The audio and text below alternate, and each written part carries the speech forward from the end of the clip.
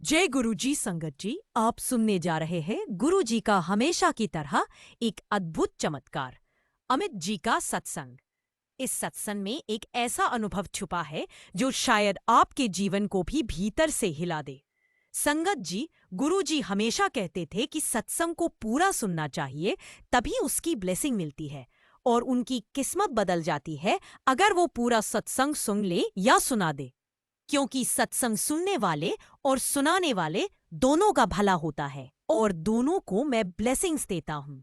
इसलिए बीच में सत्संग को आधा छोड़कर मत जाइए, क्योंकि ब्लेसिंग्स चली जाती है।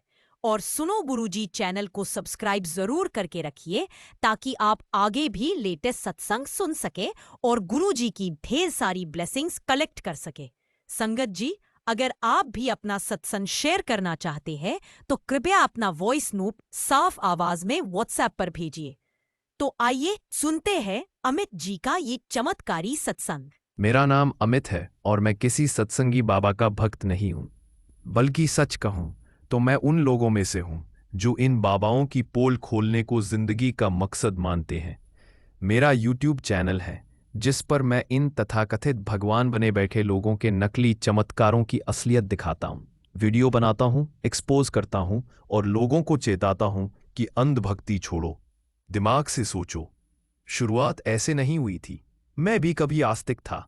मेरी माँ गुरुजी की बहुत बड़ी भक्त थी। हर मंगलवार मंदिर जाती थी, हर फोटो पर फूल चढ़ाती थी। नीम करोली बाबा जी के आश्रम तक गई थी और वहां घंटों बैठकर उनके फोटो के सामने ध्यान लगाती थी और प्रेमानंद महाराज जी की हर वीडियो नहा धोकर देखती थी। लेकिन कैंसर ने उन्हें छीन लिया। आखिरी दिनों में वह बस रोती थी, गुरुजी आ जाएंगे, वो मुझे ले जाएंगे। पर कोई नहीं आया। मैंने वहीं से ठान लिया, इन सबका सच सामने लाऊंगा। मैंने पढ़ाई टेक्नोलॉजी में की है, डाटा एनालिसिस में मास्टर्स किया है। मैं भावनाओं में नहीं, तर्क और प्रमाण में विश्वास रखता हूं। और अब मेरे अगले 3 टारगेट थे गुरुजी, नीम करोली बाबा जी और प्रेमानंद महाराज जी, जो कहते हैं कि उन्होंने किसी को बिना बोले दर्शन दिए और कैंसर तक ठीक हो गया। जिनके लांगर से लोग ठीक हो जाते हैं, जिनके गुलाब से चमत्कार हो जाते हैं। मेरे लिए ये सब बस एक सुनियोजित स्कैम था। मैंने रिसर्च शुरू किया। बड़े मंदिर, ये नाम हर जगह दिखता था। दिल्ली में है, कोई कहता है वहां रोज हजारों भक्त आते हैं, कोई कहता है वहां कोई डोनेशन बॉक्स नहीं है। मेरे मन में जिज्ञासा से ज्यादा गुस्सा था। ये सब लोगों की भावनाओं से खेल रहे हैं, मेरी माँ की भावनाओं से भी। मंदिर पहुंचते ही अजीब सा एहसास हुआ, ना शोर, ना चढ़ावा, ना पुजारी, बस एक शांति। लोग बिना बोले लाइन में थे। कोई रो रहा था, कोई मुस्कुरा रहा था। मैं अंदर गया, कैमरा ऑन किया चुपचाप। तभी एक सेवादार ने आकर मेरे हाथ में एक गुलाब दिया और धीरे से बोला, गुरुजी ने बुलाया है, बैठो थोड़ी देर। मैं चौंका। मैंने तो किसी से कुछ नहीं कहा, कैसे पता इन्हें? 2 विदेशी कपल मेरे पीछे एक दूसरे से बात कर रहे थे और एक जन दूसरे को बोल रहा था कि Guruji never took money, Guruji never asked for anything, Guruji just gave. मैं थोड़ी देर वहां बैठा रहा। मन में कैमरा चल रहा था, लेकिन दिल में कोई हलचल थी। सच्चाई खोजने आया था, पर कुछ ऐसा था यहां जो तर्क से नहीं, अनुभव से महसूस हो रहा था। पर यह तो बस शुरुआत थी। अगला पड़ाव था प्रेमानंद महाराज जी और फिर नीम करोली बाबा जी। पर उस कहानी तक पहुंचने के लिए अभी बहुत कुछ खुलना बाकी है।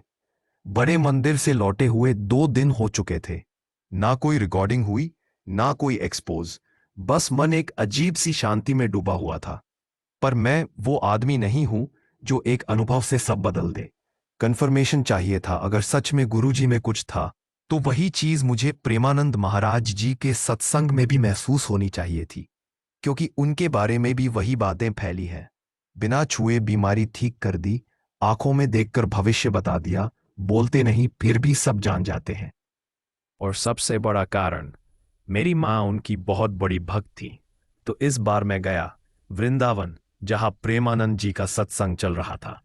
उनकी हालत भी अब ठीक नहीं रहती। कई बार पब्लिक में आते नहीं, बस पर्दे के पीछे बैठे रहते हैं। मैं वहां पहुंचा तो हजारों लोग कतार में थे। कोई माथा टेक रहा था, कोई चुपचाप रो रहा था और कोई सिर्फ एक गुलाब लेकर बैठा था। गुलाब, फिर से वही गुलाब। मेरे हाथ में तो कुछ नहीं था, बस कैमरा बैग और गुस्सा। मैं सोच रहा था, ये भी कोई बाबा है? सब नाटक है। तभी एक बुजुर्ग साधक ने मेरी ओर देखा और मुस्कराया, बिना बोले। वो मेरे पास आए और बोले, तू बड़ा तर्क वाला है, लेकिन जिनके पास अनुभव है उन्हें तर्क की जरूरत नहीं पड़ती। मैं चौंका, क्योंकि यही लाइन मैंने अपने यूट्यूब वीडियो में 1 हफ्ते पहले बोली थी, शब्द दर शब्द। मैंने पूछा, आपने मेरा चैनल देखा? वो हंसे और बोले, तेरे चैनल से ज्यादा तेरा मन देखा है। अब ये बात कोई आम आदमी नहीं कह सकता। मैं थोड़ा डर गया। आखिर कौन था यह आदमी? अंदर हॉल में प्रेमानंद जी पर्दे के पीछे थे। लोग बस एक झलक के लिए तरस रहे थे। तभी पर्दा थोड़ी देर के लिए हटा और भाई जो चेहरा दिखा, उस चेहरे को देखकर मेरे मन में अजीब सी हलचल हुई। मुझे वही शांति महसूस हुई जो मुझे बड़े मंदिर में महसूस हुई थी। और तभी फिर वही हुआ, एक सेवादार आया और चुपचाप मेरे हाथ में गुलाब रख गया। मैंने पूछा, आपने क्यों दिया? उसने कहा, गुरुजी ने कहा इसको देना है। मैं थम सा गया। गुरुजी? पर ये तो प्रेमानंद जी है। फिर गुरुजी किसको कहा? रात होटल में सोते वक्त मैंने वो गुलाब सिरहाने रखा और एक सपना आया। एक अंधेरे हॉल में 3 आकृतियां खड़ी थीं, एक नीम करोली बाबा जी की, एक प्रेमानंद महाराज जी की और एक गुरुजी की। तीनों मेरी ओर देख रहे थे। फिर धीरे धीरे तीनों आपस में मिलने लगे, शरीर घुलने लगे, रूप एक होने लगे। और जब एक आकृति बनी तो वो गुरु जी का विशालतम रूप था। आंखें बंद, हाथ आशीर्वाद में, और शरीर से तेज निकल रहा था। एक आवाज आई, हम अलग नहीं हैं, हम एक ही हैं, हर युग में, हर जगह, अलग अलग नाम से, पर एक ही आत्मा से। मैं पसीने पसीने होके उठा। कमरे में वही गुलाब की खुशबू थी, जो बड़े मंदिर में भी थी, जो आज यहां भी थी। मैं अब खुद से डरने लगा था। कहीं मैं गलत तो नहीं था? नीम करोली बाबा जी के तो सिर्फ फोटो है, अब गुरु जी भी अब इस दुनिया में नहीं। फिर कैसे एक ही ताकत तीनों जगह बार बार दिख रही है? मैंने तय किया, अब अगला पड़ाव नीम करोली बाबा जी का आश्रम। रात का सपना अब भी मेरे जहन में गूंज रहा था। 3 रूप एक हो जाना, और अंत में वही विशाल आकृति, गुरु जी का। आंख खुली, पर मन अब और नहीं रुका। मैंने प्रेमानंद महाराज जी के सत्संग स्थल से चुपचाप निकलकर सीधा स्टेशन की ओर रुख किया।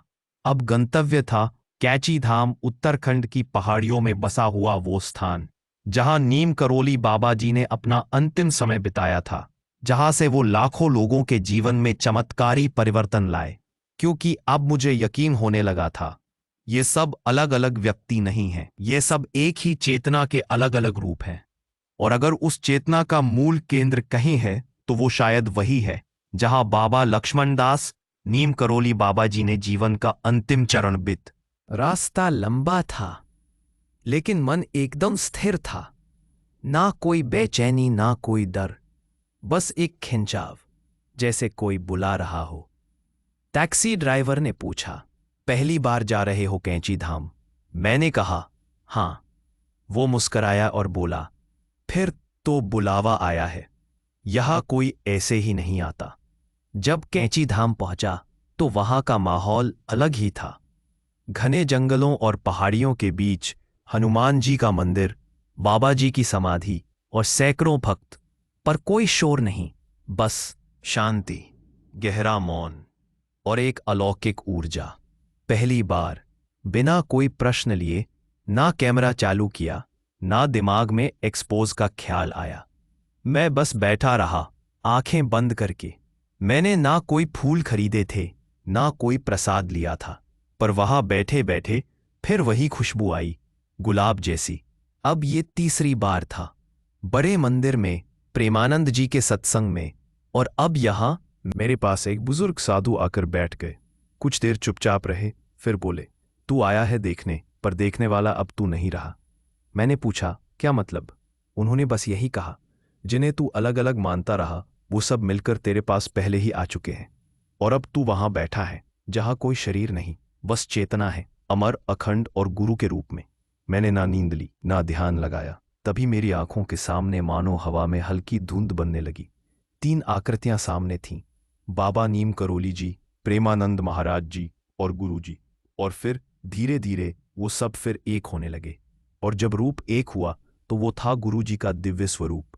पहाड़ जितना विशाल, नेत्रों से करुणा बह रही थी, हाथ से आशीर्वाद टपक रहा था। तू हमें अलग समझा, हमने तुझे एक समझा। हम नाम नहीं, कर्म है। हम शरीर नहीं, चेतना है। हम तीन नहीं, एक है। मेरे आंसू थम नहीं रहे थे। पहली बार मैं समझ पाया, गुरुजी कोई एक इंसान नहीं थे, वो एक शक्ति हैं जो कभी बाबा लक्ष्मण दास बनी, कभी प्रेमानंद महाराज जी, और आज भी जाने कितनों में बसती है। कैंची धाम से लौटे हुए 2 दिन हो चुके थे, पर मन अब वैसा नहीं रहा था जैसे पहले था। अब ना कोई गुस्सा था, ना विरोध, बस एक चुप्पी थी जिसमें बहुत कुछ बदल चुका था। मैंने अपना YouTube चैनल बंद कर दिया था। लोगों ने पूछा, क्या डर गया तू? मैंने कहा, हाँ डर गया हूं, लेकिन किसी बाबा से नहीं, उनकी सच्चाई से। मैं अपने फ्लैट में बैठा ही था कि मेरे फोन पर पापा का कॉल आया। आवाज कांप रही थी, बेटा, पूजा को अचानक बेहोशी हो गई है। डॉक्टर कह रहे हैं कि मामला ब्रेन स्वेलिंग का है, उसे ICU में शिफ्ट कर दिया है। पूजा, मेरी छोटी बहन, सिर्फ 22 साल की, अभी MBA कर रही थी। मैं बिना कुछ बोले बैग उठाकर अस्पताल की ओर दौड़ा। पूरी गाड़ी में सिर्फ एक नाम गूंज रहा था, गुरुजी प्लीज, अगर आप सच में हैं।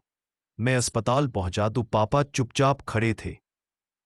डॉक्टर ने सिर झुकाकर कहा, अगले 24 घंटे बहुत क्रिटिकल है। मैं बाहर ICU के पास दीवार से टेक लगाकर बैठ गया। अब मेरे पास कोई तर्क नहीं बचा था, कोई सिद्धांत नहीं, कोई प्लान नहीं। बस वो एक गुलाब था जो मैं कैंची धाम से लाया था। मैंने उसे जेब से निकाला और ICU के दरवाजे के सामने रख दिया। फिर हाथ जोड़कर पहली बार पूरे दिल से अरदास की। एक नर्स भागती हुई आई, किसी ने ICU के बाहर फूल रखा है, वहां अचानक बहुत तेज गुलाब की खुशबू भर गई है। मैंने कुछ नहीं कहा, बस मुस्कुरा दिया।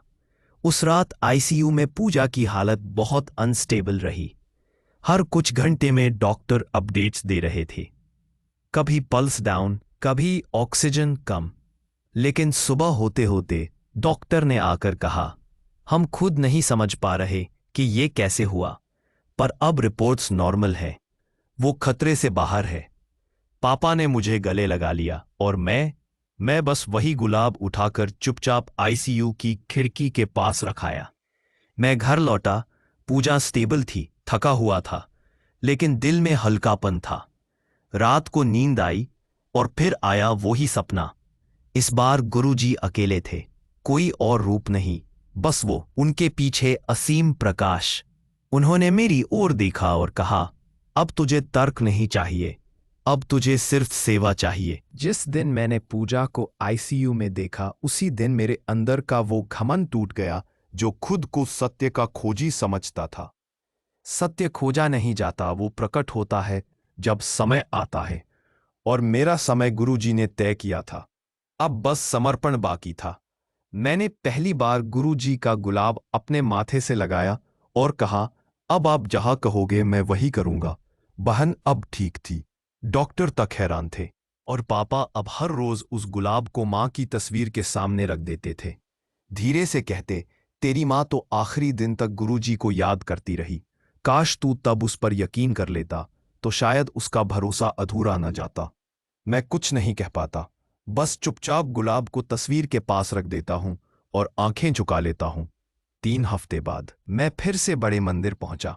इस बार मैंने मोबाइल में चुपके से कैमरा ऑन नहीं किया। इस बार मैं अमित यूट्यूबर बनकर नहीं, बस एक गुमनाम शख्स बनकर आया था जिसे अब सवाल नहीं, सेवा करनी थी। मंदिर के गेट पर वही सेवादार खड़ा था जिसने मुझे पहली बार गुलाब दिया था। उसने मुझे देखा और हल्के से मुस्कराया, तू लौट आया सही समय पर। मैंने झुककर उसके पैर छुए। उसने सिर पर हाथ रखा और बोला, अब तुझे सेवा समझनी है, शब्दों में नहीं, हाथों से। कुछ लोग मुझे पहचान गए, अरे तू वही है ना, बाबाओं को फेक बोलता था, भाई तेरा चैनल कहाँ गया? मैं बस मुस्कुराता रहा, ना हाँ ना, बस काम करता रहा। पहले मैं स्क्रीन के सामने बैठकर सत्य बोलता था, अब हाथ में जूठे बर्तन थे, पर दिल इतना साफ था जितना कभी पहले नहीं रहा। काम खत्म करके मैं मंदिर के अंदर गया। गुरुजी की बड़ी सी तस्वीर के सामने हल्की धूप पड़ रही थी। उनकी आंखें कुछ कह रही थीं, जैसे सब जानते हों, सब माफ कर चुके हों। मैं फर्श पर बैठ गया, आंखें बंद की और बस रोने लगा। सालों का अहंकार, हजारों सवाल, हजारों व्यंग्य, सब आंसुओं में बह रहा था। उसी रात मैं वापस घर आया, लैपटॉप खोला। पहली बार किसी बाबा को झूठा साबित करने के लिए नहीं, बल्कि गुरुजी की कृपा को सच सच लिखने के लिए। मैंने लिखा, कैसे माँ की मृत्यु ने मुझे कठोर बना दिया था, कैसे मैंने हर संत को ठग समझ लिया था, कैसे एक गुलाब ने मुझे झकझोर दिया, कैसे 3 अलग अलग बाबा एक ही रोशनी में बदल गए, और कैसे मेरी बहन के जीवन की डोर किसी दवा से नहीं बल्कि गुरुजी की अनदेखी कृपा से जुड़ी रही। मैंने पहली बार जय गुरुजी लिखा और दिल से लिखा। मैंने अपनी स्टडी टेबल पर गुरुजी की एक छोटी तस्वीर रख दी है, ना अगरबत्ती, ना माला, ना मंत्र। बस जब लिखने बैठता हूं, उनकी आंखों से एक स्थिरता मिलती है। लोग आज भी पूछते हैं, तू अब किसका भक्त है? मैं कहता हूं, अब मैं किसी नाम का नहीं, चेतना का भक्त हूं, जो कभी प्रेमानंद थी, कभी बाबा लक्ष्मण दास, और अब बस गुरुजी। मैंने सत्संग बोलना नहीं चुना, गुरुजी ने मेरी जुबान से बुलवाया, और आज सबके सामने ये मेरा पहला सच्चा सत्संग है। अब मेरे जीवन में बहुत कुछ बदल चुका था। मैं वीडियो नहीं बनाता था, लोगों की आस्था पर सवाल नहीं उठाता था, और ना ही खुद को सत्य का खोजी कहता था।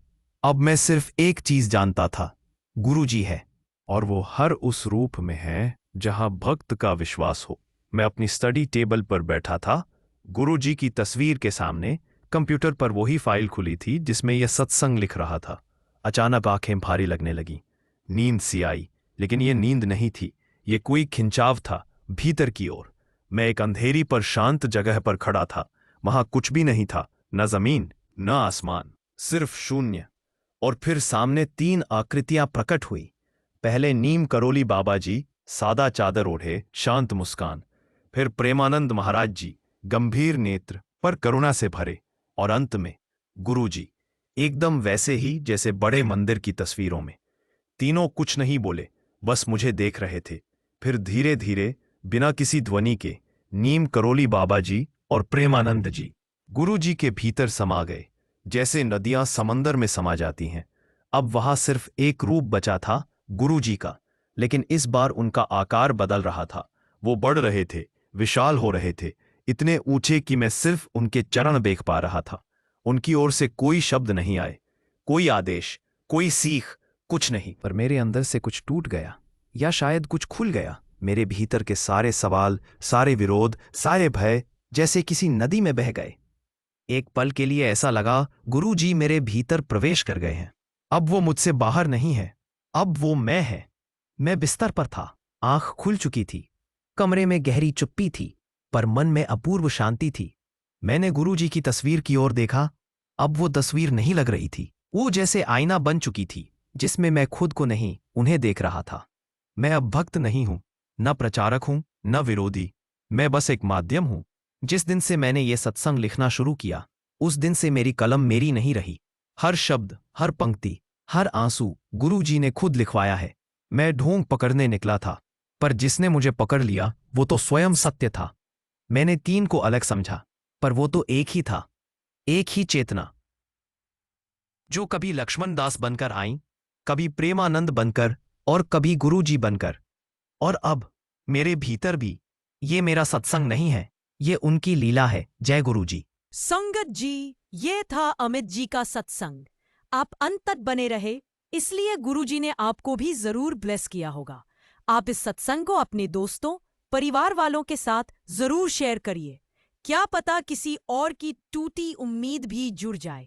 और अगर आप भी अपना सत्संग शेयर करना चाहते हैं तो अपना वॉइस नोट साफ आवाज में व्हाट्सएप पर भेजिए। संगत जी, आपस में प्यार से रहना, एक दूसरे का ध्यान रखना। जय गुरुजी, शुक्राना गुरुजी, अनंतम शुक्राना गुरुजी।